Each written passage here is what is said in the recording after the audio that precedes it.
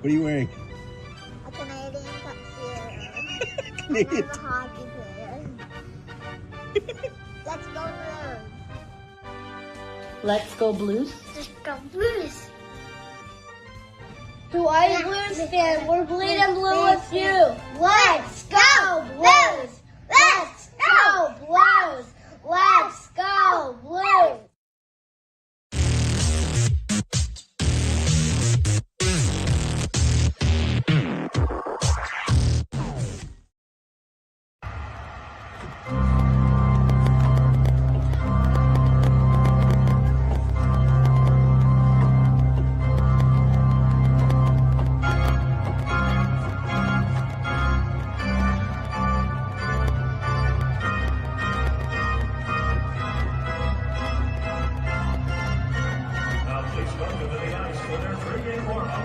Presented by Scott Credit Union.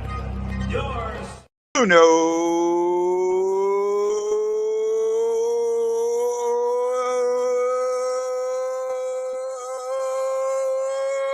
Fan report. Oh my goodness. What a night yesterday was. I mean, that was the first ass whipping of the playoffs, and we got our second one today. The Canadians just took down the Capitals 6-3. Both starting goaltenders were taken out on injuries. Fight within in the benches, the brawl of the benches, just and even an ugly cry. So it's playoff time, right? It is playoff time. And then this morning, I'm still beaming, man. I still like. I've even sent this. I sent a message to a few friends and asked them, "Is it okay to be proud of myself?" And it's just is one of those things. And I've gotten, people that have listened to it have told me it was a good segment, right? That I was eloquent. Now you guys didn't hear it unless you watched it on the YouTube, and I might show the YouTube later. If you listen to it on the radio or you don't hear the echo. There was a little bit of an echo that they were working with. About halfway through, it goes away. I think they figured it out. It was on theirs. I tried everything. Yes, it is. 2 places, bud. 2 places. Right? If you have XM satellite, you can go to XM91, check under review. It's today's episode. It's the last segment. Or you can go to the BueNote Fan Report on YouTube. That's right. You know what? Dun, dun, dun, dun, dun, dun, dun, dun, dun.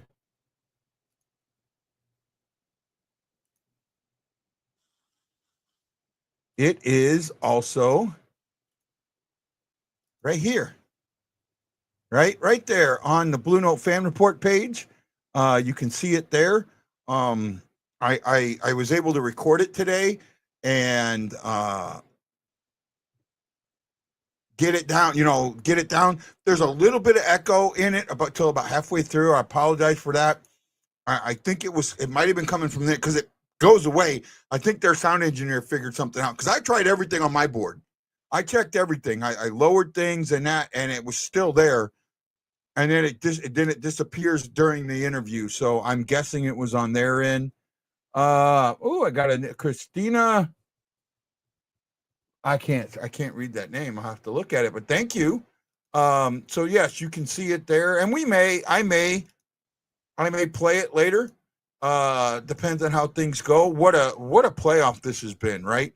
I got to be honest. This morning, Mick I listened to Mick's show, which came on at 5 o'clock my time, 5 a.m. my time. And I listened to the show, and one of the things that came up, he was asking who was not going to go 0-2, who was going to be down 3-0, or who was going to win at home. And his producer said all 3 of them would. I thought the only one that would win at home today would be the Oilers. And right now, the Devils are up 2-0 with 18:37 to go in the third, and Montreal. So I don't know. His producer may be right.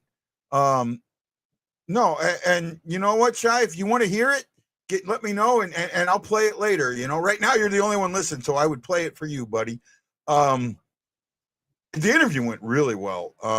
He asked me about my give my resume, background on me, and I did. He asked me, I told him about, kind of how I became a Blues fan, being born and raised in St. Louis, my grandfather taking me to games so I could bet on them. And he asked me, how are Blues fans feeling? And I basically said, hope springs eternal.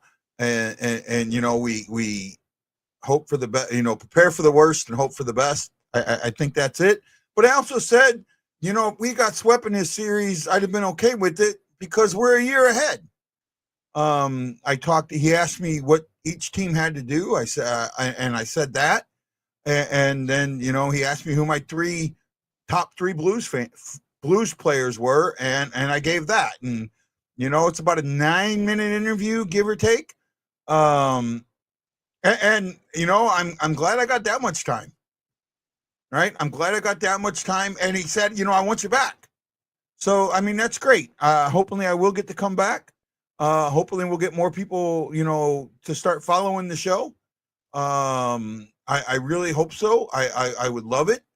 I will keep doing what I can do on my end to promote what I do. And I say this a lot, and I kind of really mean it. Thank you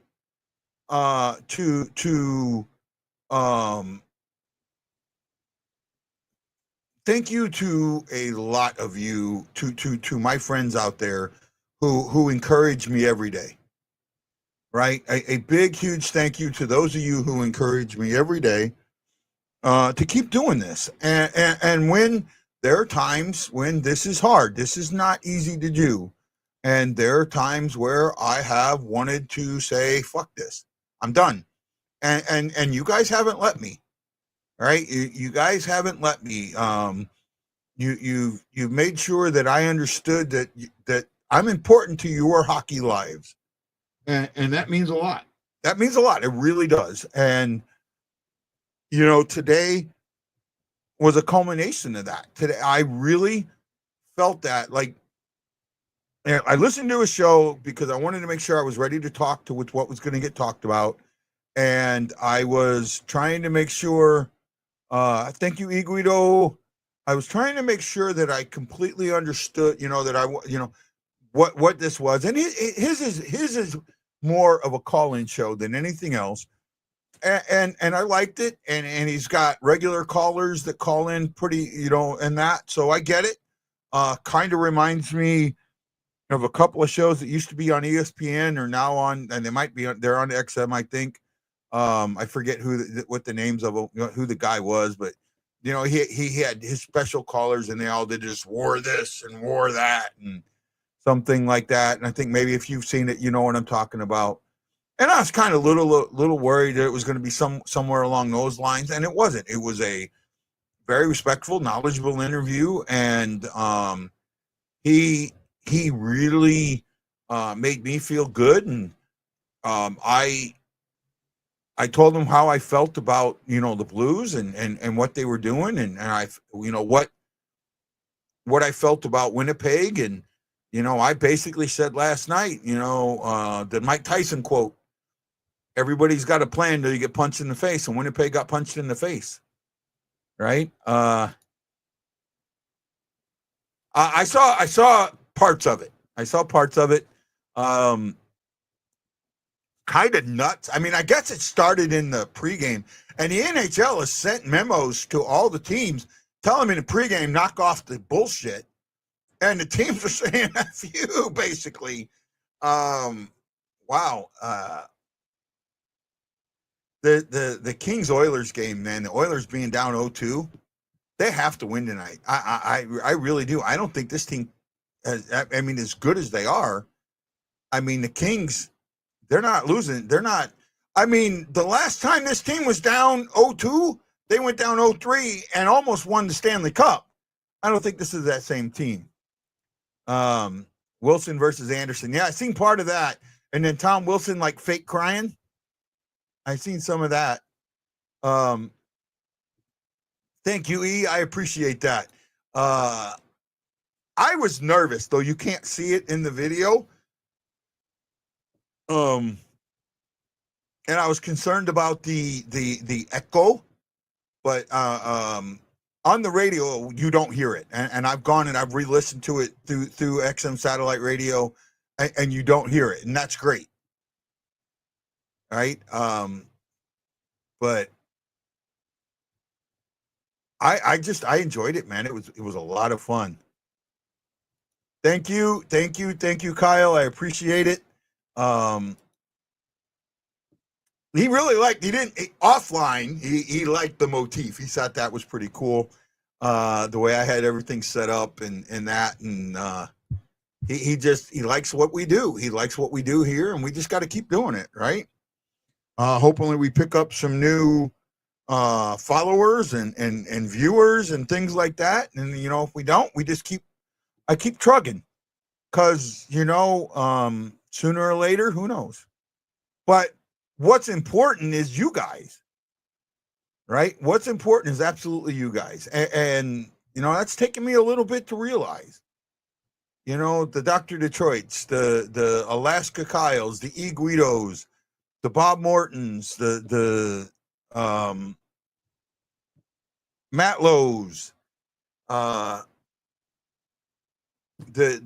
Hefners and Shockies, and so many other people that have come in and encouraged me to keep going. And thank you.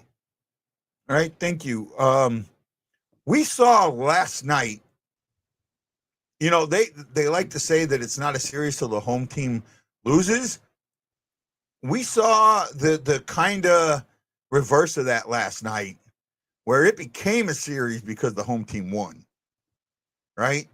Had that been a close game, I would have been really concerned with Sunday. I'm not as concerned. We could lose. We could.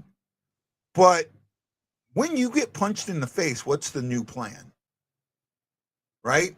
And I'm going to ask you out there, if you're Winnipeg's coach, you got punched in the face, your plan went out the window, or did it? What's your plan going into Sunday?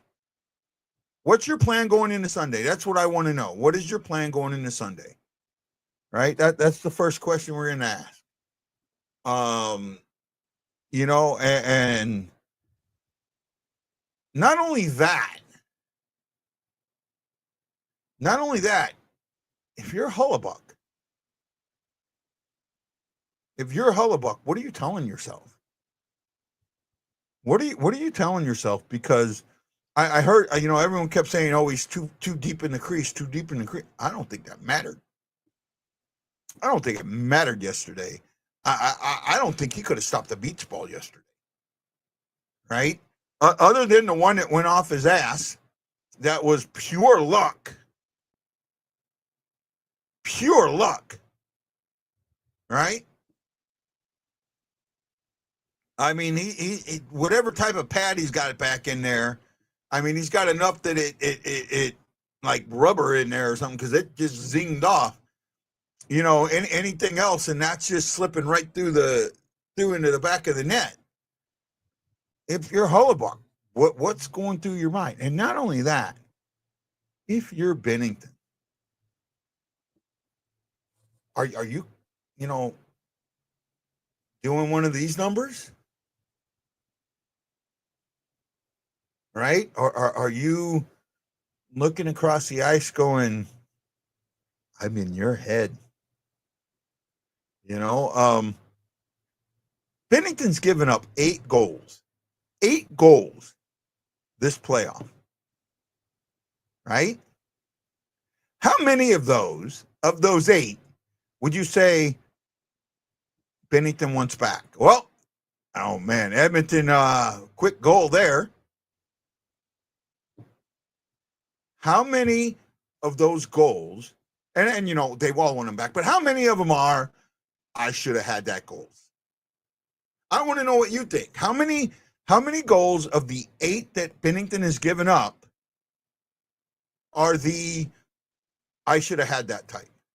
I know what my number is. Hellebuck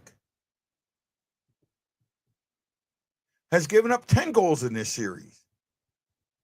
How many of those are the I should have had that?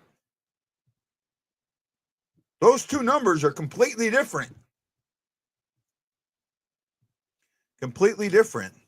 And then, the 21st man last night, the St. Louis crowd from, and not only that, Jim Montgomery told them pregame, we need you tonight, and they showed up. They showed up and never went away. They never went away last night. Right? Even when when Winnipeg made it 3-1 late in the third, and the oh no, not again feeling came. The oh no, not again feeling came. Those fans stayed loud, they stayed rauncous, and they stayed in the game. And because of that, Bucci made them lose their $30 lids. And I seen somebody say, I know how important a hat trick is, but I'm not losing my $30 lid over. Oh man, there is only one hat that I have. One hat that I have that I would not throw, and I will not wear that hat to a game. Some of the old guys here, some of the people that have been here know which hat that is. I think every other hat that I would wear to a game would go over. I maybe, and I say this, maybe one of my military hats doesn't go over. My Gulf War vet, my one of my vet hats, Desert Storm, Gulf War vet, maybe those don't go over. But I think about it. Right? But I have one hat I will not wear to a game. I want to see if anybody knows which hat that is. Yeah. Oh my goodness, you all ran away. They ran away. Why? You said take me to your leader and they all left. I guess they don't want you to meet their leader. Oh my goodness. I don't know what else to do, man. We'll just keep talking. Well, that is true. We absolutely have to win one there. No way that we can win this series without winning a game in their building. Right? No way. I mean, they got 4 games in there. We only got 3. So we got to win one in their building. And we've been, that's the thing. The whole series, I mean, the series should have been 1-1 going into St. Louis. And it wasn't. Okay. But there's nothing. Winnipeg can look at that game and go, we were never in that game. The Blues cannot look at a game and say that. That's huge. Huge, I say. Huge. He got the huge ones. Marbles. Your marbles. I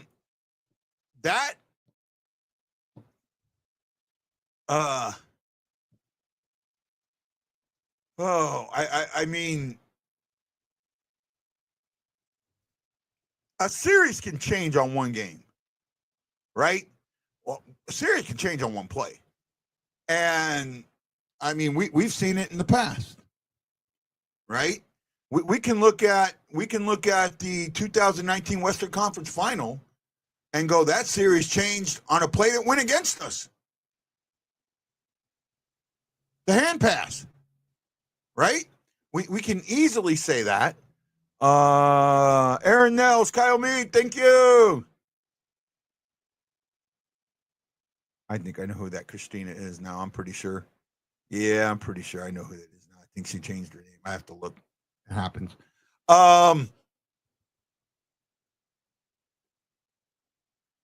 Did the series change last night? Did this series change last night? In my eyes, yes. Absolutely it did. And I heard on the radio, I heard on XM them talking about the goal that was a no goal. And the consensus was, if it's called a goal on the ice, it stands. And that there really wasn't refutable evidence to overturn the call either way. I agree with that. The one thing that I kind of looked at, the one view, that's a behind view, not a forward view, so it's giving you a different angle, and it's not directly down. But it also looks like in the glove, the puck is up against touching the post. The post itself is the goal line. That's the post. The entire post is that plane. If it's touching the post, which it felt like it was to me in the glove, that the glove was against the post, the puck was against the glove, then you can't make that a goal.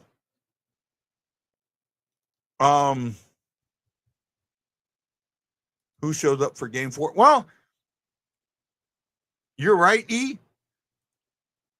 I know how literal you are, E. So I understand, but you got to remember that you and Lance, and I love you both, are very, very literal.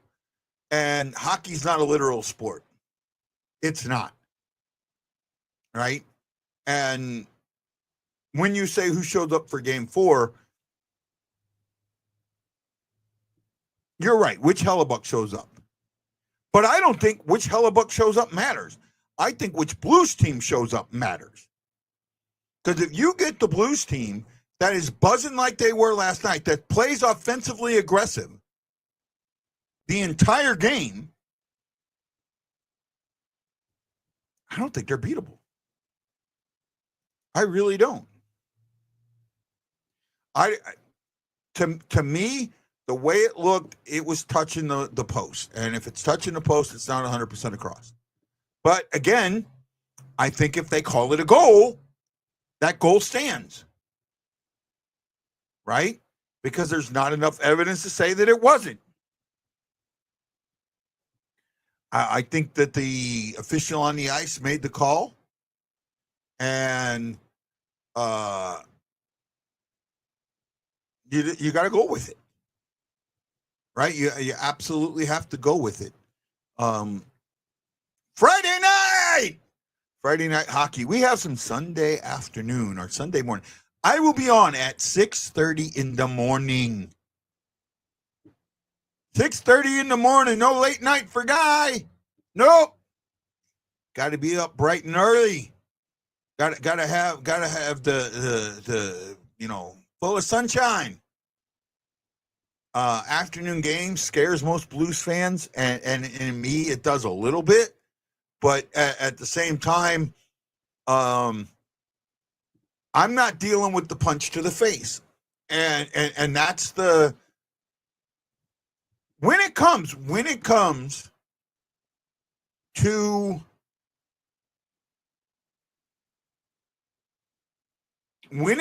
to the game itself, that punch in the face was huge. It was huge because the 2 days off might help Winnipeg and get it out of their system, but I don't know how much. I honestly don't know how much because right now, Winnipeg's wondering to themselves, what do we got to do to beat this team? Right? And they got dirty at the end. They got really dirty at the end. And that's the thing. If you want to take something out of the game, that's what you take out of the game. Right? I mean, It's one thing to hit hard at the end of the game. It's another thing to start the intent to injure. And they didn't. There was who was the player yesterday towards the late that I felt could have gotten a suspension, but nothing came down. Stanley, right? Stanley, I felt could have gotten a suspension, but nothing comes out of that. He ends up getting 2 double minors, a double minor for roughing, gets a 10-minute misconduct, and that's it. 40 penalty minutes. 40 penalty minutes, and the majority of them came in the third period. And even that, the majority of them came in the last half of the third period. So they had 26 penalty minutes in the last half of the third. 26. Now, the Blues had 12. 12 of their 22. 12 of their 22 came in the last half of that period. All right?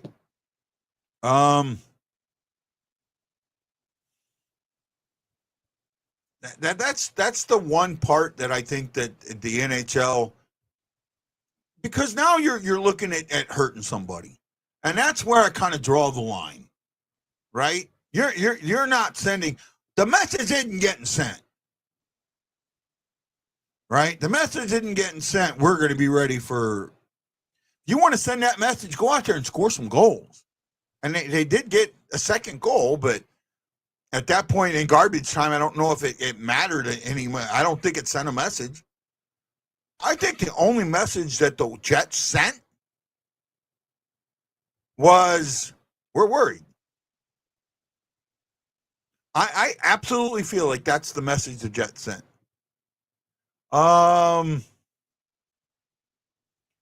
You know what? I'm going to go ahead and do this right now. I think he's the only one listening, but I'm going to go ahead and play the interview. It's about 9.5 minutes. I'm going to go ahead and play it all the way through, and then we can talk about it afterwards. Maybe some more people will pop in. I don't know. Let's see. So here is my interview on XM Satellite Radio with Mick Kearns and Under Review.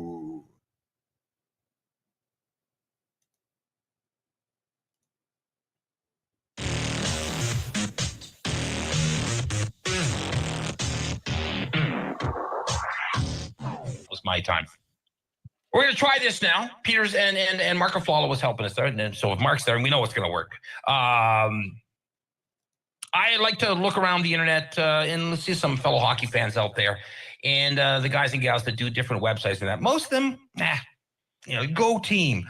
But I get that. But I want to see someone who's a little different, has a different slant on things. And I found a Blues fan. I noticed on Twitter, he had all these great St. Louis Blues jerseys. If you don't know, I grew up a Habs fan because of my dad, but the team I picked as a kid was the Blues because of Gary Younger and Ed Stanowski and Yves Bélanger, and I can just go on and on and on. And the great Brian Sutter, my favorite Blue of all time. And I noticed this guy in Hawaii of all places, is a St. Louis Blue fan, Navy veteran. I love Navy veterans. My dad was in the Navy 35 years, and my kid wants to join the Navy, so we're a Navy family. His name is Guy, not Guy. I want to call him Guy. Guy, are you there on the island? Where are you, my friend? I am here. Sorry if there's a little bit of echo, though. Are we good? No, it's not bad. It sounds kind of like old 50s radio broadcasting, right? Like it might just be the setup I have here. I apologize. Guy Benson, give us your biography quickly. Born and raised in St. Louis, went to a Navy high school. At the time, it was the second largest naval academy outside of the Naval Academy. Joined the Navy when I was 18, served from 87 to 07, Gulf War vet, war on, Iraqi freedom, enduring freedom, Afghanistan. I did all of that, was stationed in Japan for 9 years. Been a hockey fan since I was, knee high to a grasshopper. Love it. My grandfather, who was a betting man, loved the horses and did okay, but figured out very early that the bookies back then didn't understand hockey. So he would take me to hockey games so he could listen to the players pregame and then go make his bets. And that's how I became a hockey fan. Did he clean up? I did pretty good. I think he did pretty good. So I've always been a hockey fan. I've lived here in Hawaii for 21 years. It was my last duty station. Kind of got stuck. Some people go, "Oh, poor you." I wish I was back on the mainland, but another story for another time. All right. But I've always been a hockey fan. Once the internet kind of kicked up to where you could see games, I went right back into it. Been heavy into it. Back in 2018, sort of had a mental breakdown, and late in I started doing these little group updates from the military groups I was in, and I just transferred that to the Blues, and I started doing what I call the pregame rant, and it has morphed into the BueNote Fan Report, which is a type of where it's a reaction show. So I come on for all the games, and I watch the games with fans and react to the game as it's going on.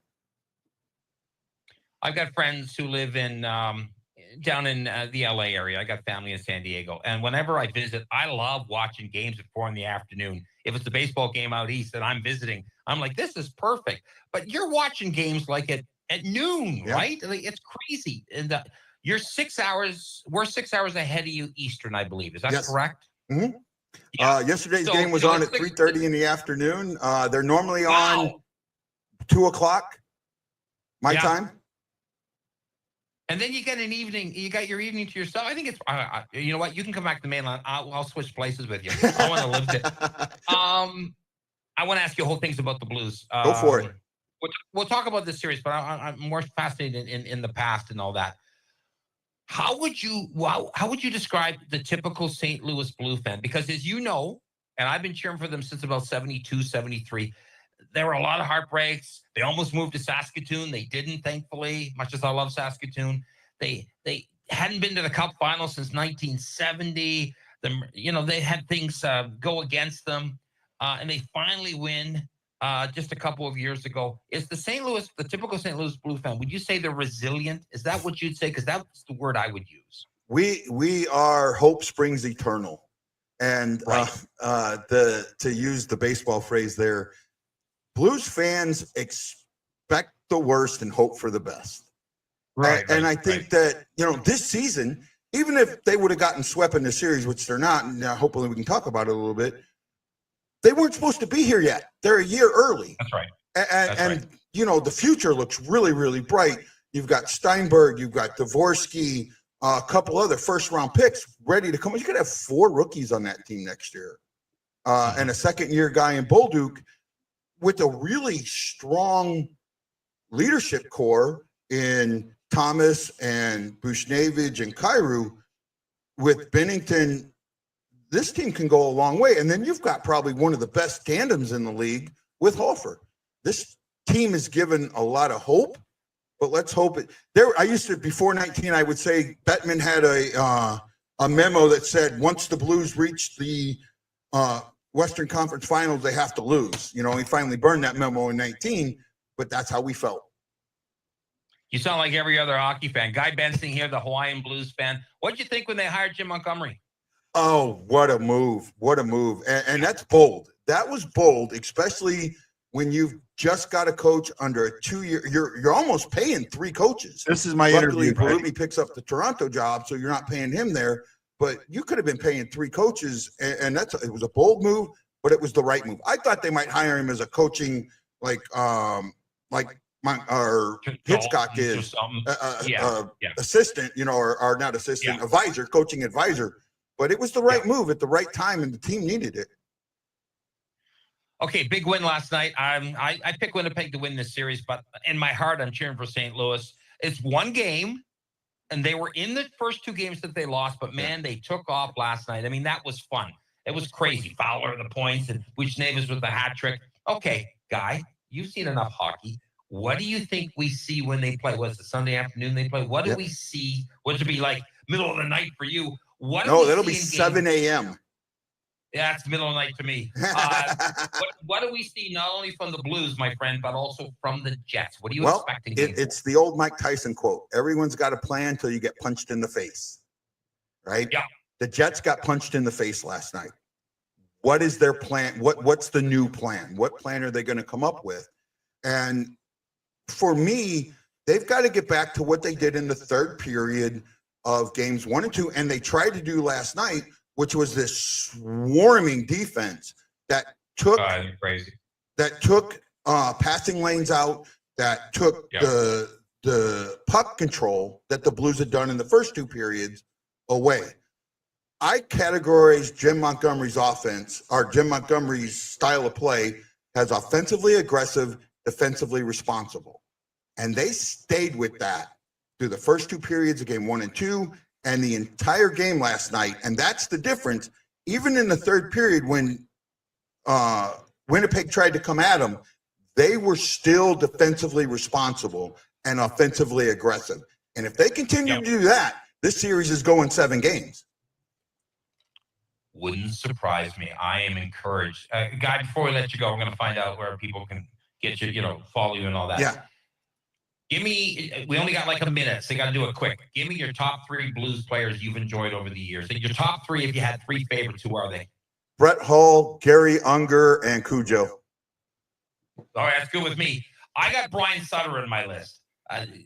Brian Sutter was fantastic. I interviewed him, and I basically that was my biggest fanboy interview ever. I had a poster of him on my wall when I was a kid. I loved Brett, but Gary Unger, you tell me you can get me in contact with him. He was my first favorite player. I want to talk to that guy. I'm going to try. Word for us, okay? Yeah, I would appreciate it. Brett Hall. Now, you put in a word for me for the current players to get current players on my show.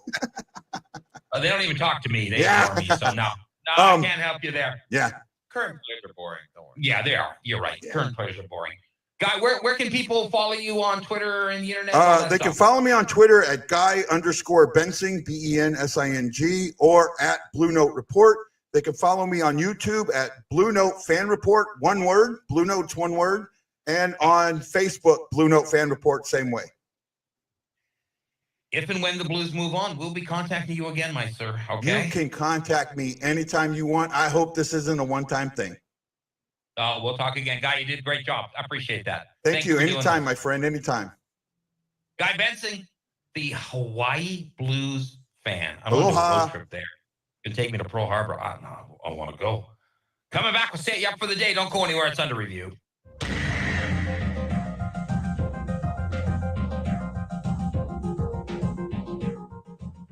Well, there you go. There you have it. There it is. My 15 minutes of fame. Well, there you go. There you have it. There it is. Oh wow. 15 minutes of. When did I do this? Let me figure out what I did. I think I got. Hey, Wendy, what's up, man? No, just popping in. I somehow have like 10 of me on here. It's not showing on the stream.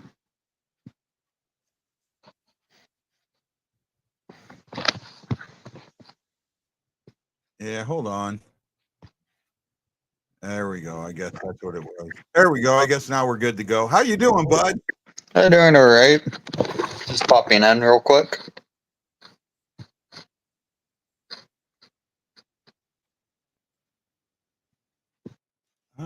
There we go. Okay.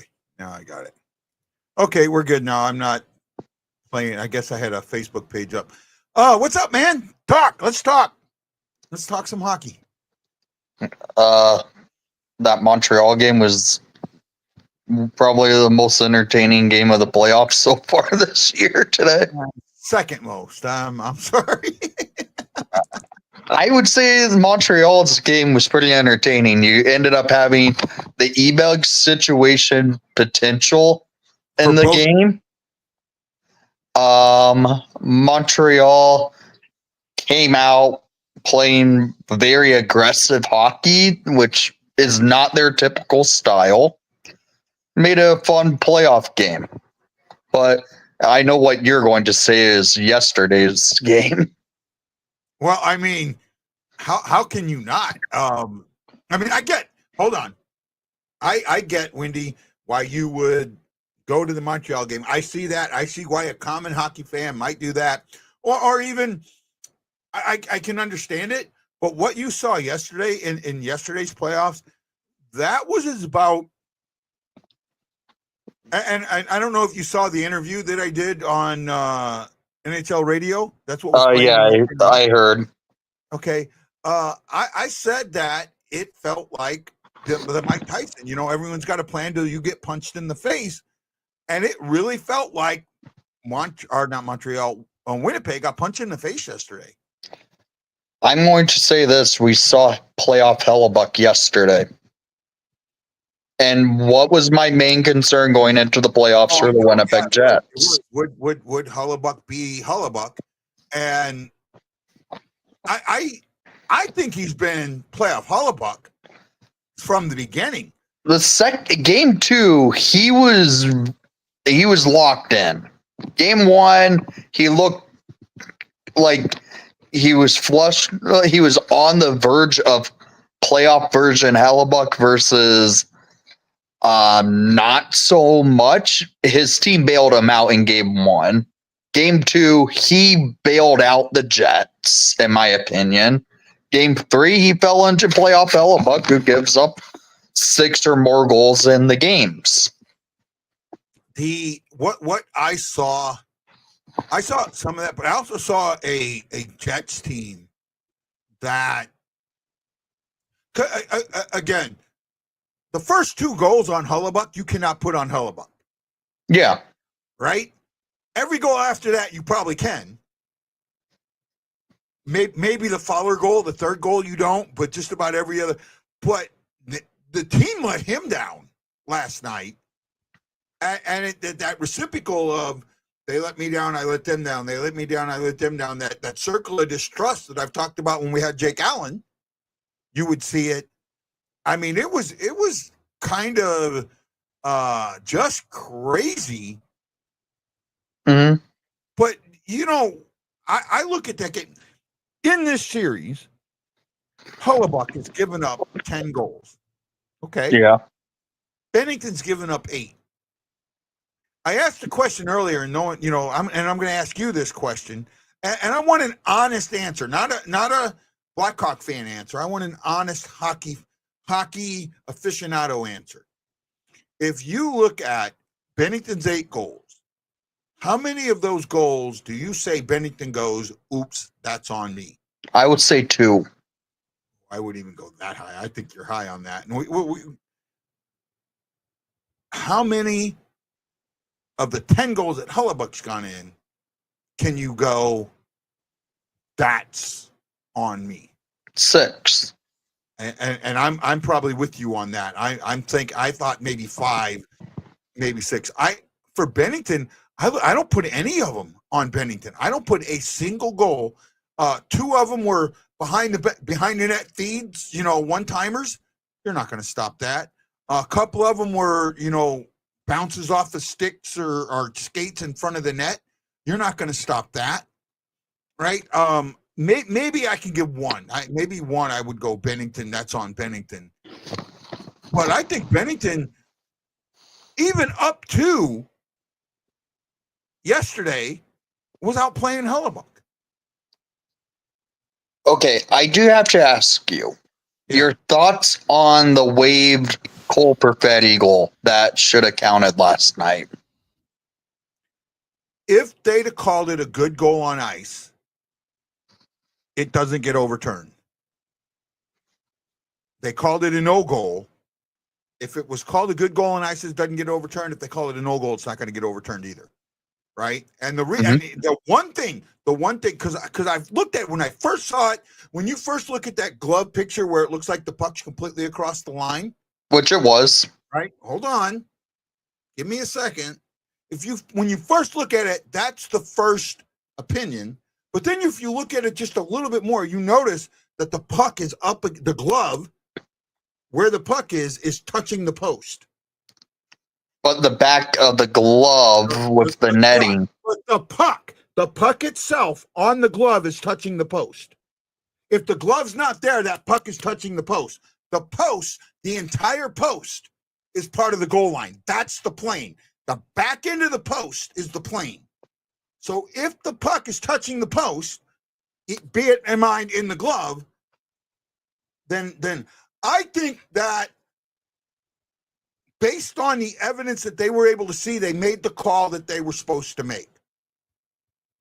Right?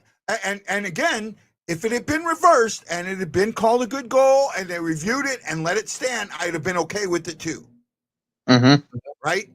I think based on the evidence, the picture you're talking about, you can't see white.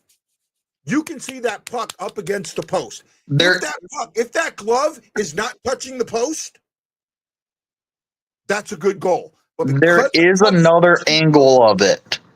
If you go the front end view of the play, yeah, you could see Bennington's glove is actually caught behind his leg on it. It was the webbing of the glove, like where the netting in the glove is. Yeah. That's where the puck went, and actually that did cross the plane of the line from what every angle viewed as. The NHL viewed it as with his leg pads were covering the red line. They made it more difficult to read the play, but there was an actual play that happened similar to this last year in the playoffs.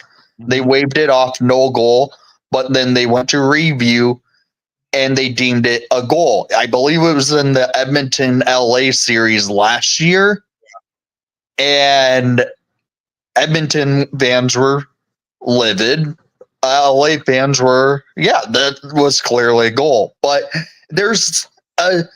in my opinion, it's time for the NHL to look into puck tracking for a proper sensor in the puck. Once there is a plane like the puck is clear, crosses the red line, or within a general location of that red line, you have a sensor where you could tell there is a track. They have the technology now. I know tennis uses it. I know soccer uses it. I don't know. I don't know. I know baseball's starting to go to it for the strike zone. And right? I think Elliot Friedman last night even said the NHL has been looking into this technology. I know they're looking into it. I don't know with the puck, and especially because the way the puck is. The one problem is that in all actuality, the lines. So let's look at a blue line, right? A blue line's kind of important. In order for a puck to be considered offsides, right? A player's entire body has to be past the forward part of the blue line before the puck crosses that line. Right? That blue line's what, about 6 inches? If I remember correctly, they said it was 5.5 inches wide. Okay. In order for a puck to have been considered clearing the zone, it has to do the opposite. Right? Mm-hmm. So the puck has to completely go past the blue line, the end of the blue line. What would be, if it was coming in, the beginning of the blue line. So that line itself makes it really hard for you to say one way or the other. Do you kind of understand where I'm coming at with? Because they use both sides of the line. Yeah. Right? With the goal line, it's kind of the same. Right? Because and that's the one thing with the goal line is the thickness of it. That's where it gets a little bit harder, I think. They may be able to do it. If they could, great. But when the puck is in the net, and in the one thing with all of these where the technology works is there's nothing covering the ball, or the thing. There's nothing covering the tennis ball. There's nothing covering the soccer ball. There's nothing covering a baseball, or the NFL uses it for football. In hockey, you got something possibly covering the puck. Yeah. And if it's in the net, I don't think that technology is going to work in the net or in the glove. Right? And that's the thing. Again, it could have gone either way. I agree. It could have gone either way. I was just wondering what your thoughts were. Well, here's my next question. If you're a Winnipeg Jets fan and you're super, super upset with that, great. I'll give you the goal. Does it change the outcome of the game? No. Right? Do you still get blown out? Winnipeg played like crap yesterday. They did not come in to play a smart hockey game. I would say this: they're not disciplined this series. They have not been, and that's what's your power play at in the series right now? Just under 50%, like 46%. Yeah, a lot of the penalties that the Jets have committed have been like 95%. Yeah, the Jets' penalties have been not helping the Winnipeg case in playing the series. As you know, I picked St. Louis to win the series in 7. Do I want them to? No, I have to admit that I am rooting against my bracket in this series. I get you. So I will say this. You know I love you to death, right? You know our friendship is strong. When you first come on the show, it might be nice to say hi, guy, before you say let's go Jets. I'm just messing around with you. You know that. You know, I know it. I get it. That's why I say our friendship is this. I have a friend group chat that I will say screw the Blues in, and the friend group chat I have. I haven't put that in your in your chat yet. You're so I'm like, I'm just kind of being like almost friendly kind of rivalry type thing because I'm a Hawks fan. I'm never going to root for St. Louis in any way. I get you. So here's the power play percentages. The number one, and I'm gonna let you guess the team. The number one team is at 55.6%. It's St. Louis. No. Toronto. Teams 2 and 3 are tied at 50%. 50% at the power play. Yep. Probably St. Louis, the way they've been at the power play. That was my guess. Nope. No. Montreal? Nope. LA? Yep.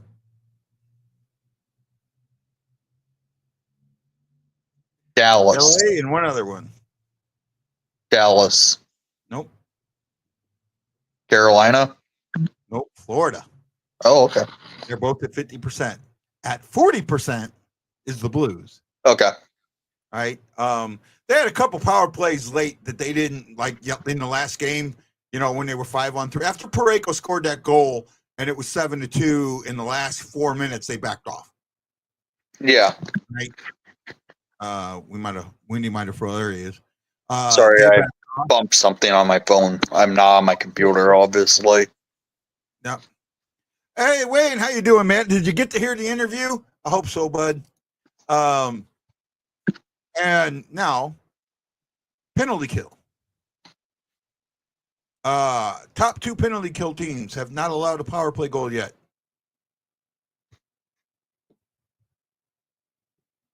PKs that have not allowed a goal. Power play goal, yep. I'm going to say Colorado because I've noticed they've been pretty solid defensively on the PK, but I'm not 100% sure if that's right. They're at 70%. Okay. One of them's obvious, the other one isn't.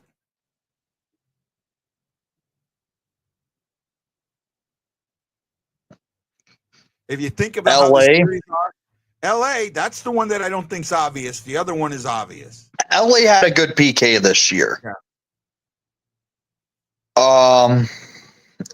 And my guess the other team would probably be the Hurricanes. Yep, the Hurricanes. And this is prior to today's games, right? So yeah, it may not be updated with today's games. I don't think it is. The Blues are at 80%, which is 6 overall. They've done well on the PK. I think they've given up 1 goal. Mhm. Right? I think they've given up 1 goal. The Blues have played a very, very good series. Yeah, they've been Right. playing. They've kept the games relatively close, other than game 1. It kind of got out of hand late for you guys. That was that. Well, I mean, they scored the game the go ahead goal with a minute and a half, and then got a minute and a half to go, and then got a empty netter shortly after that. So that I mean, I can't. I won't go there. To me, I mean, and even in game 2, Winnipeg gets that goal early in the third to make it 2-1. And it kind of stays there. I said today on the radio, I kind of said Winnipeg in the third, and they tried to do it last night, has had this suffocating defense. Yeah, they have a trap style third. And the third, watching the Jets in the regular season this year, they do kind of play a trap style in that third period if they have the lead. Oh, bonus hockey in New Jersey. I didn't realize that. Oh, they tied it. Yeah, it was there. They tied it. It's 2-2. I thought it was 2-0 Devils. I thought the Devils were winning that one. I guess I was wrong. And we'll do a real quick game summary and just kind of look and see. Carolina got 2 power play goals, so their power play percentage, but they have not allowed a power play goal. And when he bounces out, he'll be back. Dr. Detroit. Blues win series if Stanley keeps playing. Who's Stanley? I'm not sure who you're talking about there, bud. Who do you mean there? I'm kind of lost. We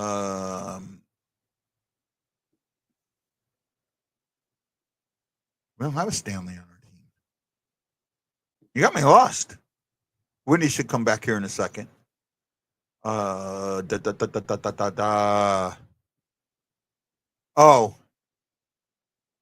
Logan Stanley from the Jets.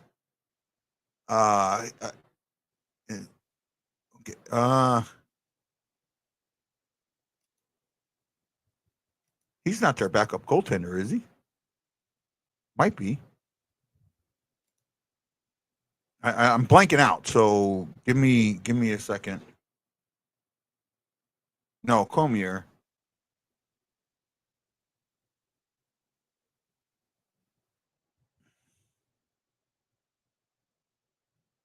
Oh, they're defensemen. Okay. I got you now. I got you. Okay. Oh, no problem, Wendy. Anytime. If you got you can hop back on. Great. If you can't, that's great too. Play poorly on D. I don't think he's the only one that's played poorly on D. To be honest with you, I feel like the big issue was, late in the third when they start going all, we're going to send a message. And I don't think they sent the message at all. I think they did the exact opposite. I feel like the message they sent, was, we're worried. We're worried. We're worried you're the better team. That's the message I feel like they sent. I'm wondering if you guys want to see the interview again. I can play it again if you want to see it again, but I don't want to play it again if you don't want to see it again. If that makes a little bit of sense there. Right? Oh, that's what it happened. Okay, now I know what happened. Dumb, give me gum.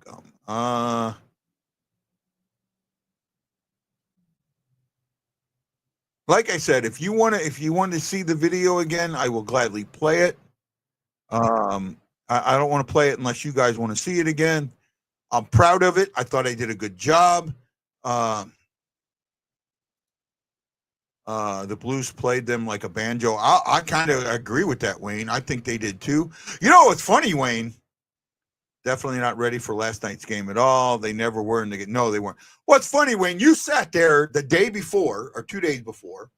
We did a show. You came on and you asked me a question, and I'm going, okay, I don't know. I'm like, the only player that came to mind was Bue'navage, and I'm thinking, well, he really hadn't scored a goal. Some people think he's having trouble. I don't. I see he's been part of that line. I'm okay with it, and he goes out, and wham bam, thank you, ma'am, puts 3 away, right? And he had a huge game. Well, not only that, how many times does a guy score a hat trick, get 4 points, and be the second star? 3 goals and an assist, and you're the second star. Who saw that coming? Right? Who saw that coming? I didn't. Right? Cam Fowler has gone and said, I'm going to make the most of this opportunity. I was a duck. I didn't get to be here. I'm going to savor this. And he's I would have never said Cam Fowler was the X factor, but he's been the X factor to this point. He's leading the playoffs. Coming into the day, he's tied with 2 other players for 7 points as a defenseman. Right? Where'd that come from?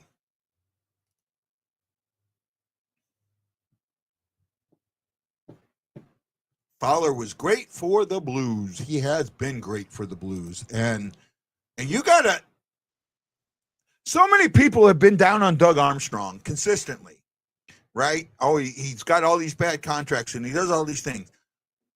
Doug Armstrong is playing 3D chess when every other manager is playing chess and we're playing checkers. Because nobody looked at that move and said, that makes the Blues that much better. Nobody. But he did. He did. Kempe gets number 8. Okay.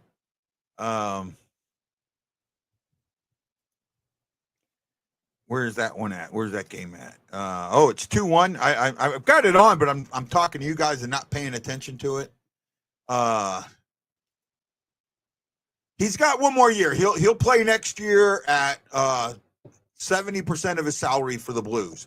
I think they're playing like 35%, 33%, some weird number like that. So we get him at a discount. Cam Fowler is a guy that, when this contract is up,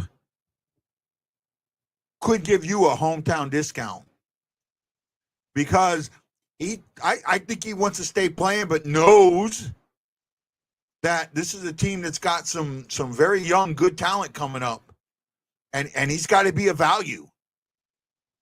And if everyone feels he's a value, he's going to stay. Right? Right now, he's a value. He's a huge value. He's a huge value. I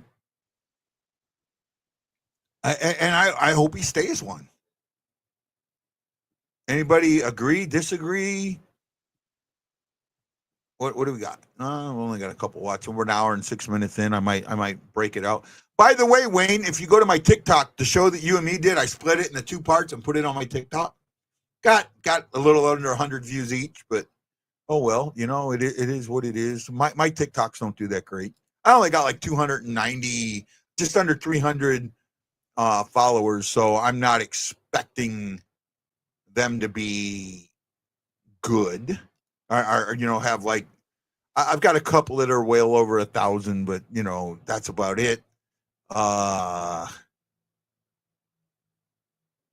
Let's see, Wayne.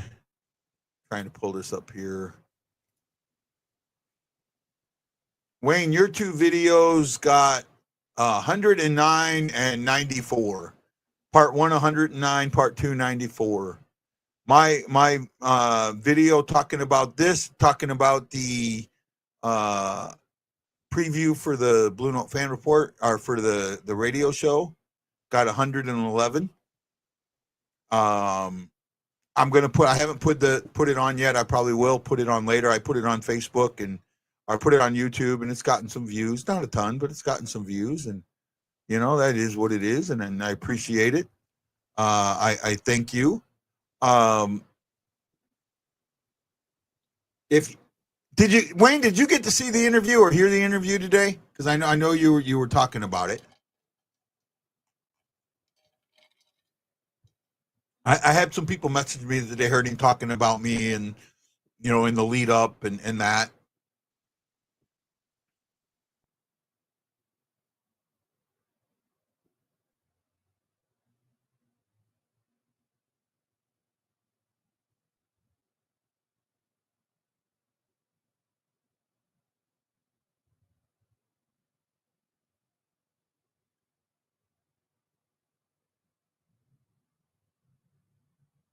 Dude, doing it.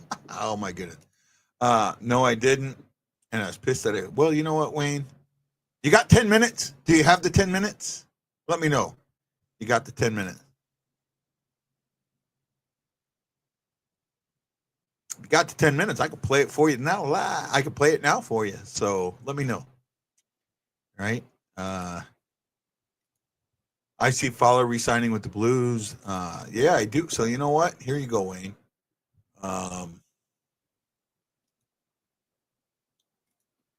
This is for Wayne because he's my buddy, my friend, and my pal, and he's been a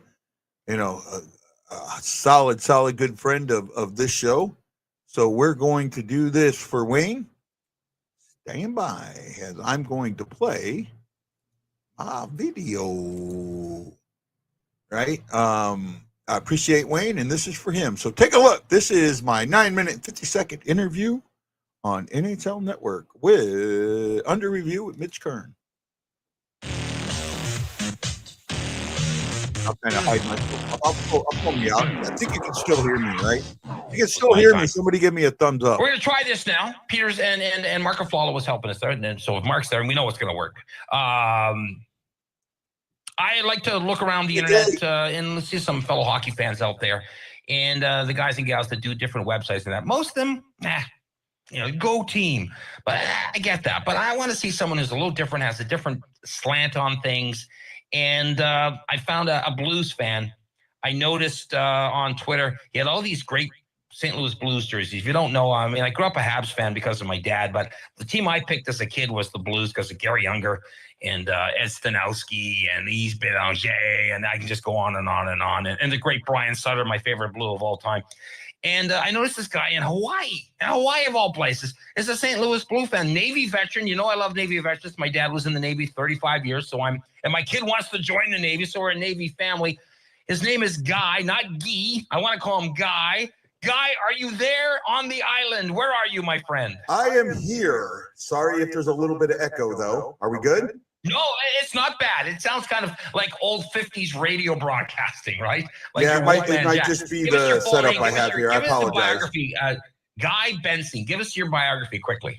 Born and raised in St. Louis, went to a Navy high school. At the time, it was the second largest naval academy outside of the Naval Academy. Good, you can hear me. Joined the Navy when I was 18, served from 87 to 07, Gulf War vet. War on, Iraqi freedom, enduring freedom, Afghanistan. I did all of that. Was stationed in Japan for 9 years. Been a hockey fan since I was, knee high to a grasshopper. Love it. My grandfather, who was a betting man, loved the horses and did okay, but figured out very early that the bookies back then didn't understand hockey. So he would take me to hockey games so he could listen to the players pregame and then go make his bets. And that's how I and did he became a clean hockey up? fan. Did he clean up? I did pretty good. I think he did pretty good. So I've always been a hockey fan. I've lived here in Hawaii for 21 years. It was my last duty station. Kind of got stuck. Some people go, "Oh, poor you." I wish I was back on the mainland, but another story for another time. All right. But I've always been a hockey fan. Once the internet kind of kicked up to where you could see games, I went right back into it. Been heavy into it. Back in 2018, sort of had a mental breakdown, and I started doing these little group updates from the military groups I was in, and I just transferred that to the Blues, and I started doing what I call the pregame rant, and it has morphed into the BueNote Fan Report, which is a type of where it's a reaction show. So I come on for all the games, and I watch the games with fans and react to the game as it's going on.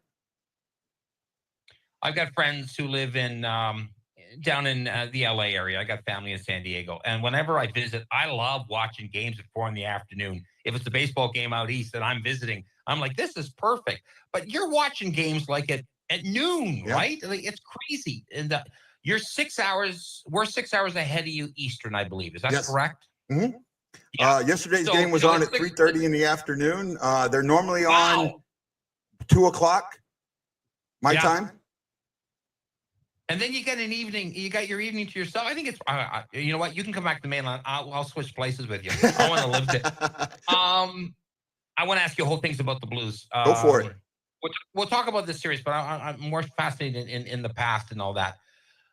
How would you describe the typical St. Louis Blue fan? Because as you know, and I've been cheering for them since about 72, 73. There were a lot of heartbreaks. They almost moved to Saskatoon. They didn't, thankfully, much as I love Saskatoon. They hadn't been to the Cup final since 1970. They had things go against them, and they finally win just a couple of years ago. Is the typical St. Louis Blue fan, would you say they're resilient? Is that what you'd say? Because that's the word I would use. We are hope springs eternal, and to use the baseball phrase there. Blues fans expect the worst and hope for the best. And I think that, this season, even if they would have gotten swept in the series, which they're not, and hopefully we can talk about it a little bit, they weren't supposed to be here yet. They're a year early. That's right. And the future looks really, really bright. You've got Steinberg, you've got Dvorsky, a couple other first-round picks ready to come. You could have 4 rookies on that team next year, and a second-year guy in Bolduc, with a really strong leadership core in Thomas and Bushnevich and Kyrou. With Bennington, this team can go a long way. And then you've got probably one of the best tandems in the league with Hofer. This team is given a lot of hope, but let's hope it. I used to, before 19, I would say Bettman had a memo that said once the Blues reach the Western Conference Finals, they have to lose. He finally burned that memo in 19, but that's how we felt. You sound like every other hockey fan. Guy Benson here, the Hawaiian Blues fan. What did you think when they hired Jim Montgomery? Oh, what a move. What a move. And that's bold. That was bold, especially when you've just got a coach under a 2-year. You're almost paying 3 coaches. Luckily, Berube picks up the Toronto job, so you're not paying him there. But you could have been paying 3 coaches, and it was a bold move, but it was the right move. I thought they might hire him as a coaching, Hitchcock is assistant, or not assistant, advisor, coaching advisor. But it was the right move at the right time, and the team needed it. Okay, big win last night. I picked Winnipeg to win this series, but in my heart, I'm cheering for St. Louis. It's one game. And they were in the first 2 games that they lost, but man, they took off last night. I mean, that was fun. It was crazy. Fowler the points and Bushnevich with the hat trick. Okay, Guy, you've seen enough hockey. What do you think we see when they play? What's it, Sunday afternoon they play? What do we see? Would it be like middle of the night for you? That'll be 7 a.m. Yeah, it's middle of the night to me. What do we see not only from the Blues, my friend, but also from the Jets? What are you expecting? It's the old Mike Tyson quote. Everyone's got a plan until you get punched in the face, right? Yeah. The Jets got punched in the face last night. What is their plan? What's the new plan? What plan are they going to come up with? And for me, they've got to get back to what they did in the third period of games 1 and 2, and they tried to do last night, which was this swarming defense that took crazy. Passing lanes out, that took the puck control that the Blues had done in the first 2 periods away. I categorize Jim Montgomery's offense, or Jim Montgomery's style of play, as offensively aggressive, defensively responsible. And they stayed with that through the first 2 periods of game 1 and 2 and the entire game last night. And that's the difference. Even in the third period, when Winnipeg tried to come at them, they were still defensively responsible and offensively aggressive. And if they continue to do that, this series is going 7 games. Wouldn't surprise me. I am encouraged. Guy, before we let you go, we're going to find out where people can get you, follow you and all that. Yeah. Give me, we only got like a minute, so you got to do it quick. Give me your top 3 Blues players you've enjoyed over the years. Your top 3, if you had 3 favorites, who are they? Brett Hull, Gary Unger, and Cujo. All right, that's good with me. I got Brian Sutter in my list.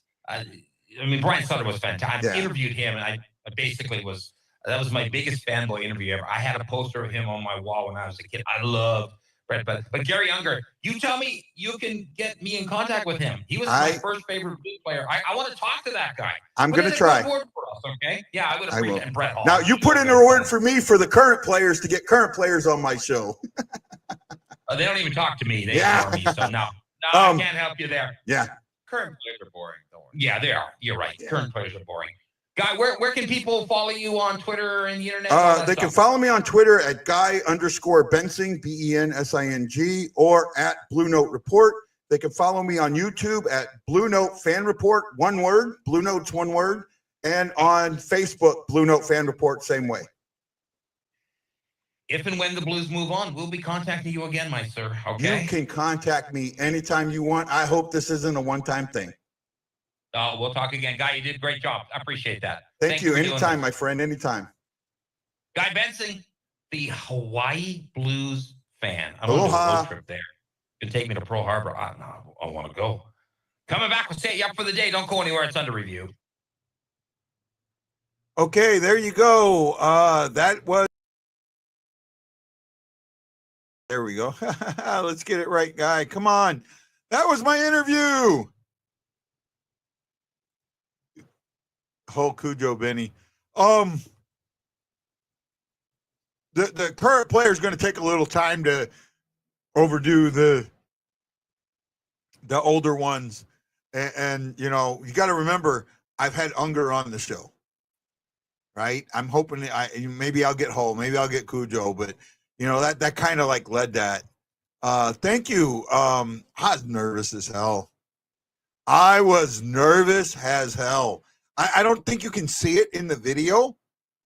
When I got stuck trying to remember advisor, that's like where like my nightmare came in. Oh God, I'm horrible. And now on the radio itself, if you listen to it on demand, you will not hear the echo. The echo was an internal thing. I went away and then it came back.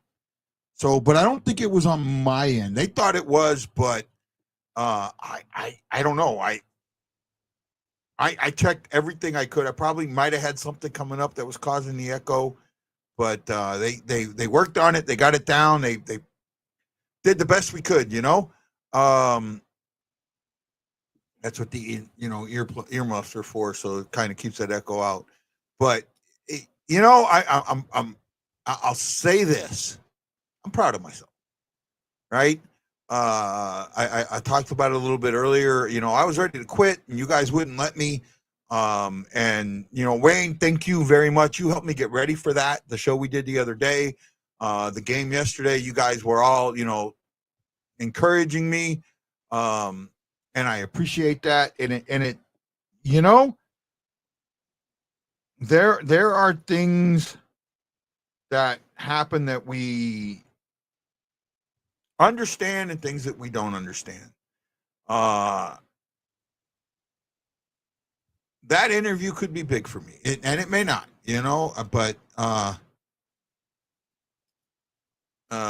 you do great on it. Thank you. I appreciate that, E. Good job on it. Thank you, Dave. Oh, new guy. Is Dave, are you somebody I picked up from the interview, from the radio show?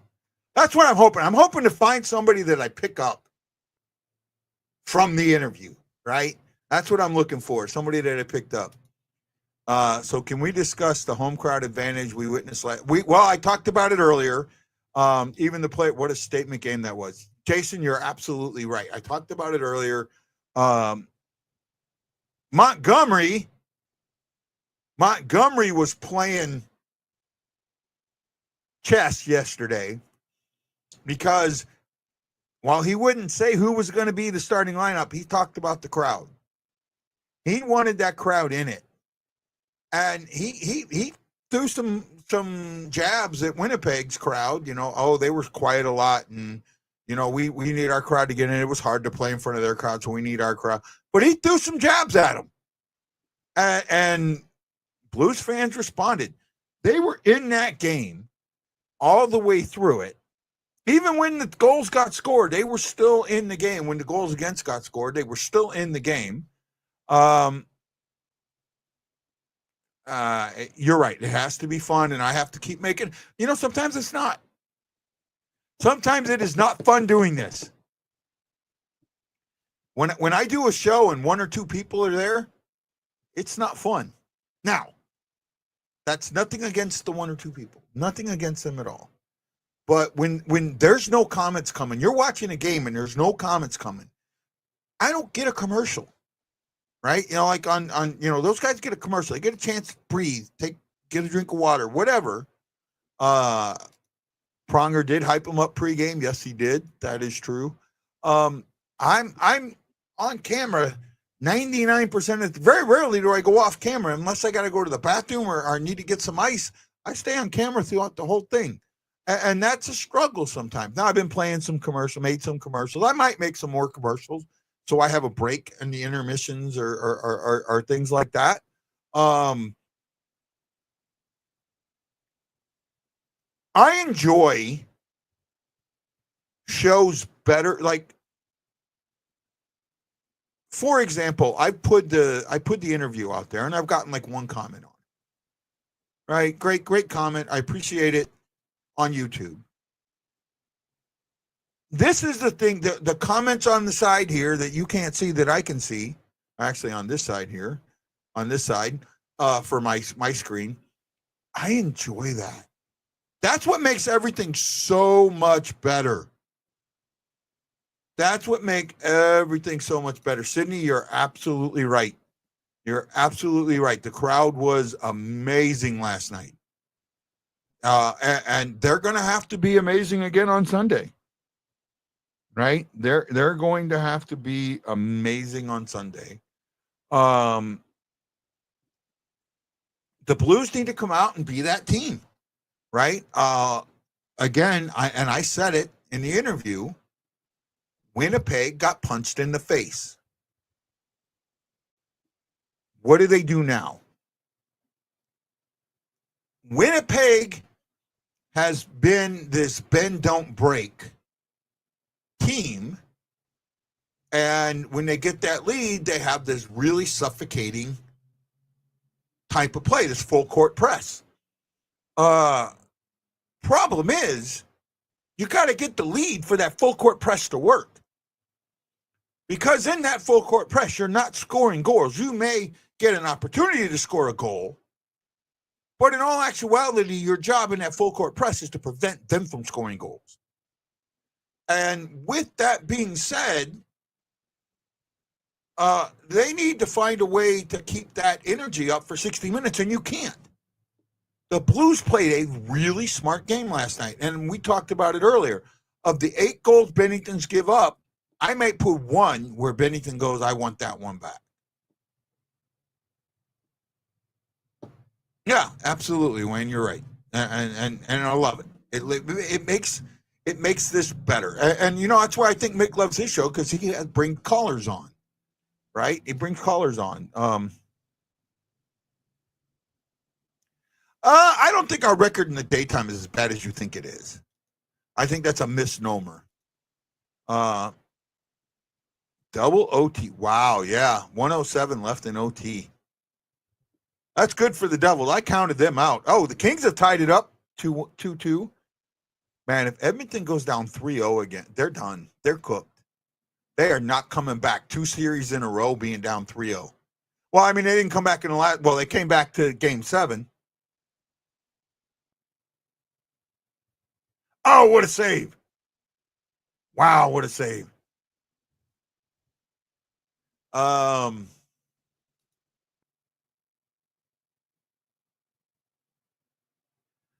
Which game was that?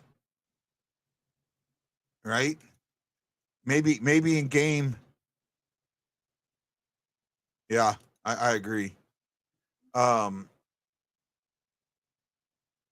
Kings are a better team than people give them credit for. A lot better team than people give them credit for. Right?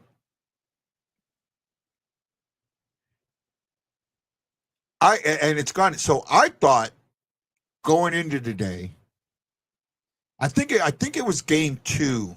Game 1, I think game 1 he might have had one like that. I think there might have been one like that.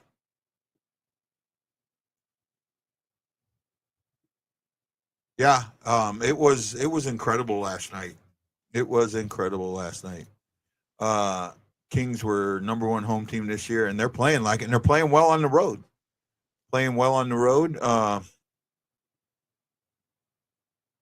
Cross out, yeah, and you know that's the thing with Bennington right now. He's making the saves you're not supposed to make, and if he continues to do that, the Blues have a chance to win the games. Right? I said it on the show. The future's bright. With Steinberg and Dvorsky, with Snuggerud. You also got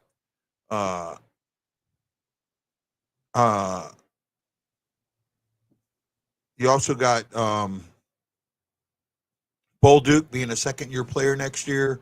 There's one other guy, I can't think of his name right now, could be up from down below. I mean, we could have 4 rookies next year.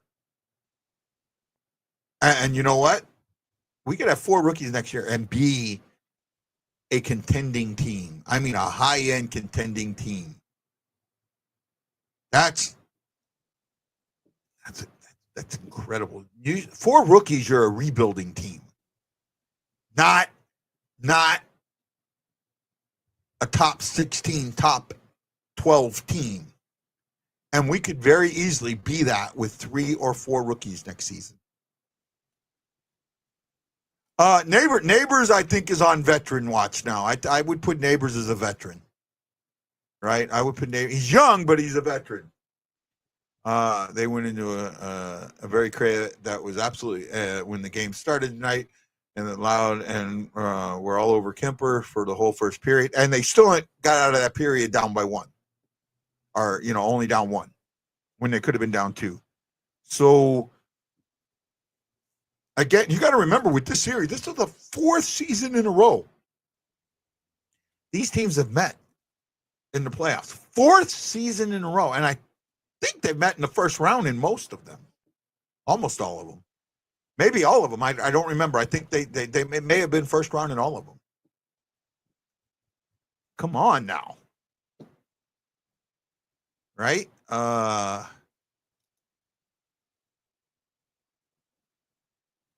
2, 3. 3 tip ins. Buchnevich had 2, and Torpachenko had 1. Right?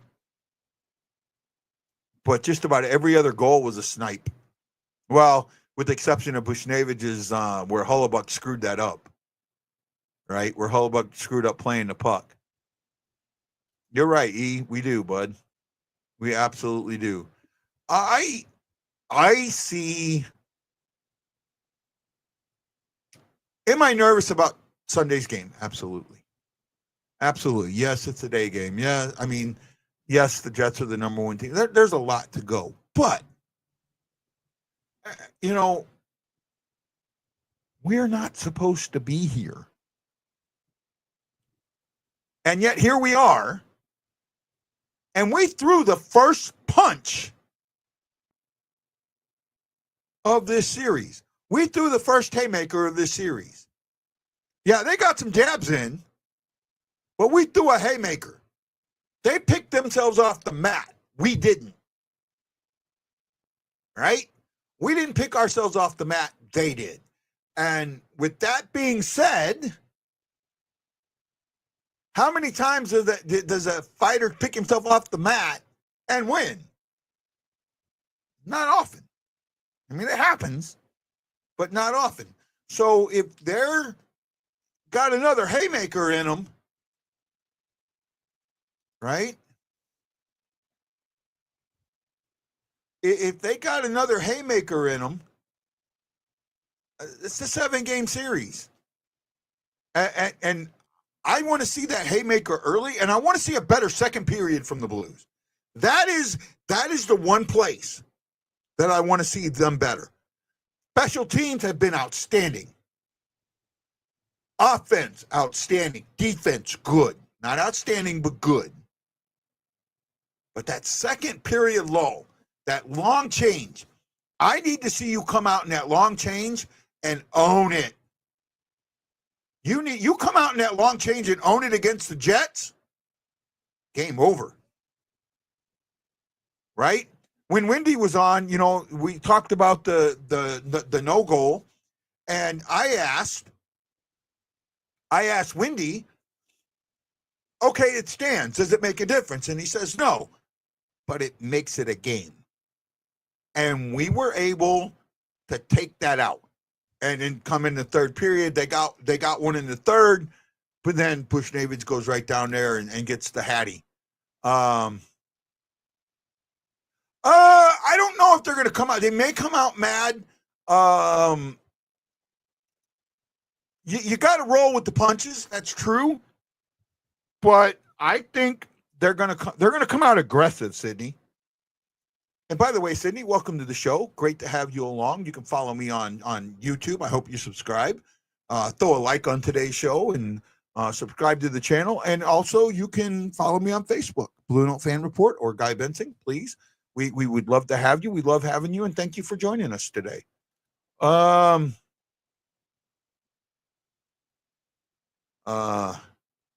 no, Hullabuck all the way.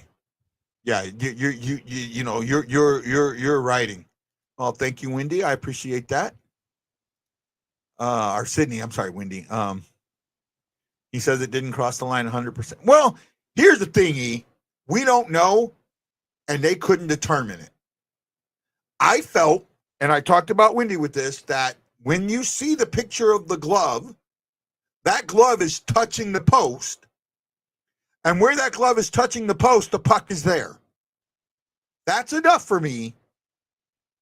But they could not definitively see a space between the red line and the puck. And me and Wendy talked about that pretty decently. Well,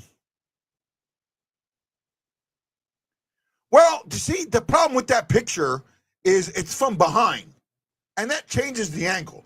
The only one that's going to give you the best angle is straight down.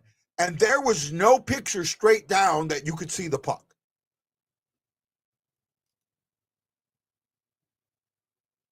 No, I agree. I absolutely, that they did not get the call wrong. They did not get the call wrong. If it had been called a goal, there was no evidence to overturn it from being called a goal. Same way. Was there evidence? So at that point, I have no issue with the call. Well, any straight down one, it was in the glove. You couldn't see it from in the glove. I think the one that I saw, I think I know the one you saw, and it was actually at an angle. It was I know there was one at a back angle and one at a forward. And when you have it at an angle, that changes things. That changes how you see things. Right? Sydney said it could have went either way. It wasn't clear over the line, though. And I, Sydney, I agree. Right? Hey, Sydney, are you going to the game on Sunday? If you are, take the BueNote Fan Report with you on your phone and show people, hey, look, man, when you're watching the away games, follow this guy. Follow him with the games. You can comment. It's really fun. Right? And if you're not, join the show on Sunday. Watch the game with me. I'm unfortunately I've been kicked out of all the big Facebook groups, right? Neither here nor there. But I know in those groups people are complaining. Complain here. Come here and complain immediately. Get reaction. Ask Shockey. I react to his stuff. I react to Hefner stuff. I react to Nichols stuff. I react to it all. As long as it's game related, I'll react to it. Right? Absolutely. We that's what this is all about. Kings on the power play. Kings have been good on the power play. Let's see what they can do on this one. I looked at it. I said they were 50% earlier. Have they had where are they at today? They're 1 for 2 already, They're still sitting at 50%, and if they're over 50%. If they don't score on this one, they'll be at 50. So we'll see what they do, right? Jason says, call on the ice stands if you can't see different. Absolutely. That's why if they call it a goal, call on the ice stands. I'm with that. Hawaii Blues fan, we're bleeding blue with you. Let's go Blues! Let's go Blues! Let's go Blues! Yep. That's for you, Jason.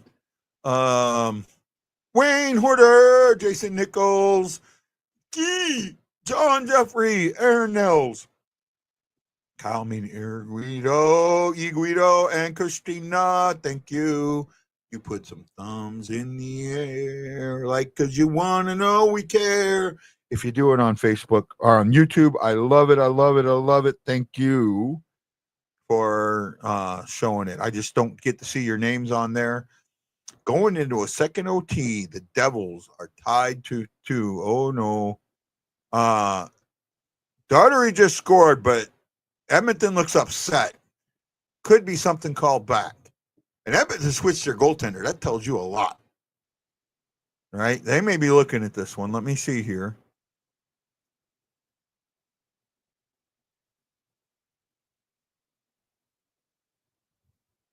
Oh, they're showing a different save here.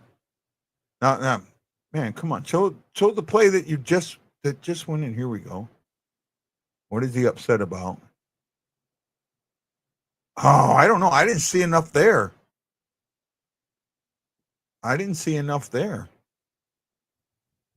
Yeah, he's completely nothing. That's not getting called back. That's a good goal. Good goal. 3-2 Kings. Right? Edmonton in trouble. Goaltending's Edmonton's thing. That's the thing. Bad in the first 2 games. I'm telling you, the St. Louis needs to really pay attention, and the day after the playoffs end, you're talking to Hoffer's agent. You're putting a deal out there, because if you don't get Hoffer to sign before the freeze and it goes to free agency day. That's the thing with RFAs. Usually you can sign them anytime. He's getting offer sheeted. There are too many teams. There are enough teams in the upper echelon that are going to offer sheet Hoffer. And they're going to offer sheet him in the $4 to $5 million range. They're going to give up that first round, that second round, that first round pick for a proven goaltender. A young, proven goaltender. Yes, absolutely. Absolutely. No ands, ifs, or buts about it. You ride till you die. The horse you came in on. Right? Absolutely. Hour and 40 minutes today. Wow. You guys all came in late, so I appreciate that. And I'll still stick around for a little bit. Somebody from coast to coast. Who's ever watching on coast to coast? Give me a thumbs up. Show me you're watching on coast to coast. I'd appreciate it. I rarely get thumbs up on Coast to Coast. I rarely get anybody watching on Coast to Coast Hockey, but thank you on Coast to Coast. I really, really appreciate you. If you're watching on Coast to Coast, say hi. Tell me you're Coast to Coast. I'd appreciate it. You got to take Coast to Coast Hockey is a Facebook page. Oh, Edmonton just tied it right back up. Tied it right back up. 3-3. Is a Facebook page that kind of like a Facebook page that works like a web page a little bit. They got a bunch of writers, a bunch of people. Like I don't write per se, but I put my show on Coast to Coast, and they share posts and things like that. So you can check out Coast to Coast on Facebook. Hold on, see if I can find Coast to Coast here.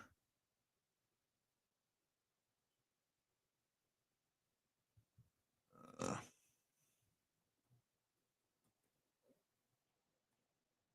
12,000 followers, so great page. I kind of sort of write for them. Oh wow, the floodgates are open. This is Coast to Coast Hockey, Wayne. Check it out on Facebook, right? If you're a Facebooker, check out Coast to Coast here.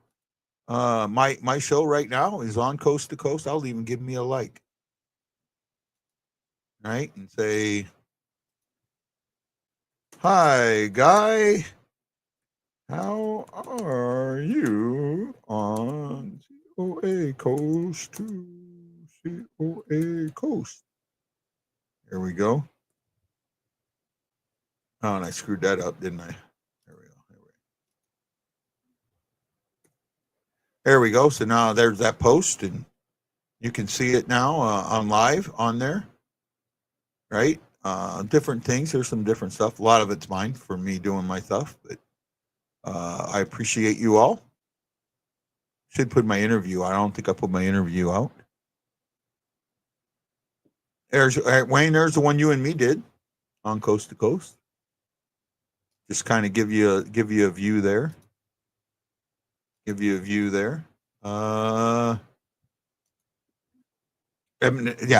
and that's why and you and me talked about it. I think.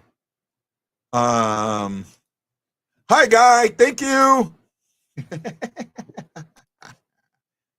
I think when it comes down to it, Hoffer gets offer sheeted by Edmonton. If they got the money, if they can find the money, right, and then you got to have that second round pick or the first round picks. I think you got to go into two first round pick territory for him, which is like $5.5 $6 million, somewhere around there. And you got to be willing to give up those picks. And especially, here's the thing: those picks are low picks. They're not. They're not. I mean, they're picks where you got to find the diamond in the rough, so to speak. That's what I was just talking about, bud. Thank you, I appreciate that, man. I really do. I think in order to keep the Blues from matching, you got to be close to $6 million. You got to be in that $5 to $6 million range, and that's the first to 2 first-round picks, right? You look at the $4 million we gave Boberg. That was a second-round pick. We could get our second-round pick back, if they offer the right thing. And you put the Blues, because the Blues got 2 guys down that they could possibly bring if they want the picks. I just don't think it's not like the picks are going to be in the top 20. They're not going to be a lottery pick. It's not going to be a pick in the lottery. There's no way Edmonton is a lottery team, right? They are, and they're also running into some issues with salary cap. So while they may put money out for a goalie, if they don't have any support for that goalie, what good's it do? Right? So with that being said, I'm not sure somebody else could offer Cheatham. No, they would be 26 to 30. Yeah, and that's where I think. Right? That agreed. That's where I think. I think you're looking, low 20s. I don't think could Hoffer get them to the promised land? Yeah, he could. He's that goalie. He's been that good. His numbers are that good. His numbers are, with that team in front of you. Yeah, he could. 4-3 Edmonton, or 4-3 Kings with 138 to go in the second. So that's something to consider. And Edmonton didn't think that their second and third round picks, they thought that they would be in the lottery, and they ain't. Right? And depending where we go, they could get lower. Right? Right now, it all depends on what teams get knocked out, where teams get knocked out in the first two rounds. But, and that's right. And that's a guy you can lock up for 5 years, easy, with good money, and still have enough for a backup. That's a pick. I don't have a Jobu statue. It's a pick. Somebody gave it to me. This back wall here that you see, this backing, that's all, it's a green screen. I've gotten better at green screening, so you can't tell it's a green screen. You get a little bit, you can see when I move, you see a little bit of actually it's been better. The little black stuff that would show up. But because I put some other pictures up, it's kind of, and especially since I have a black background now, you don't see it as much. But yeah, I'm green screening, guys. New Jersey, did they win it? I'm not seeing an update yet. We're seeing from Wayne that they did. And then I'm still not seeing it yet. So maybe they did. I just haven't seen anything come up yet. Nope. Nimick scores in double OT. The Devils beat Carolina and make it a series. Man, I talked about being wrong. I thought the only game where the home team was going to lose was the Oiler game. And I could be wrong in all, and I'm already wrong on two of them. And I could be wrong on all three. Right? I think the Caps just took Montreal too lightly. And I don't think that, I think the Caps know that they're going to beat Montreal. I really do. I really, really do. Lightning need to poop or get off the pot. They cannot go down 0-3. Vegas has got to tie that series up. You cannot give Minnesota that much room. Ottawa, I think they're done. I think that they get swept, get the brooms out. And Dallas has really set the tone in that Avalanche series, and they could go up 3-1 very, very easily. Yeah. The three home teams tonight, we're all facing 3-0s, right? We're all sweep candidates. Two of them are not now, and the third one could be, right? All three were down 2-0, and we'll this game's still a long way, still 20 more minutes. Could be an overtime game, could be another overtime game here. I didn't think the Devils had enough in them. I really didn't. But when you're winning a double overtime game, when you're down 2-0, yeah, you're pretty much done. They're young and they are fearless, and they're like the Blues. They're not supposed to be here just yet. That's true. But when you look at Montreal, there are teams in the West that have more points than Montreal and didn't make the playoffs. Okay? Montreal and St. Louis are not equal. And man, I wish my wrist was a little better. This is the one I broke, so I can't bend it like this one. You can see I can get it pretty flat. I can't get this one that flat at all. I mean, that's the best I can do. I got to work on it. I got to stretch it some more, but it's not. They're not the same, right? They're not on the same level as wild card 2 teams. St. Louis would have been. I think they would have been wild card. Might have been wild card 1 in that division. Maybe not. But when it comes down to it, they're good enough to be like a 3 seed in the East. Right? So that's kind of where I'm at. Yeah. Right? And the top half of the East is really strong. Toronto. Toronto, the Caps and the Panthers in the East, the Hurricanes, those top 4, they are it, right? They are definitely, yeah. Okay, they are your teams.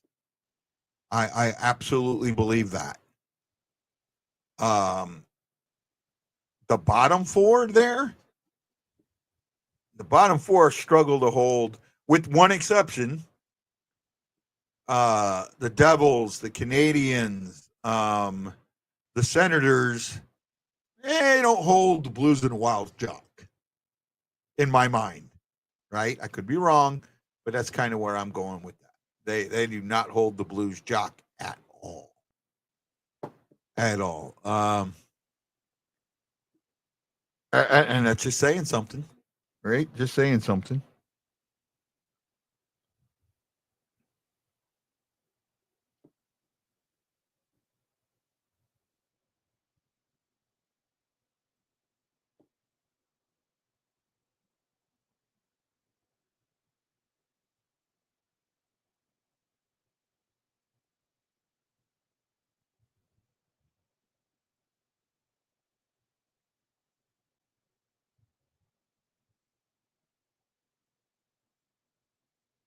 There we go.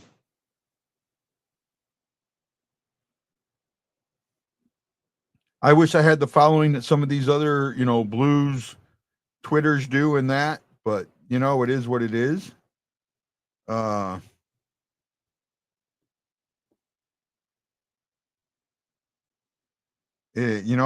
do what I can. I'm not gonna have.